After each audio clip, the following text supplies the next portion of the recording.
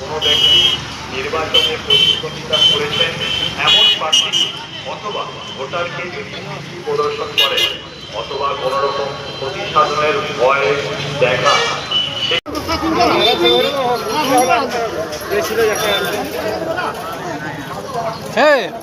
ওখান থেকে আবার এখানে চলে এলো সব দিকে। তুমি যেগুলো দিচ্ছ ওগুলো এখনো আছে। দুটা মানুষ আর কত খাবো, কম কম করে খাচ্ছি তো। আবার নিয়ে যাবো, এসে পরে নিয়ে যাবো। এটা হচ্ছে ওন্দাজ সবজি বাজার। দেখুন এখানে আলু দিচ্ছে। কত বস্তা এখন কত হচ্ছে তাহলে? 300 টাকা বস্তা।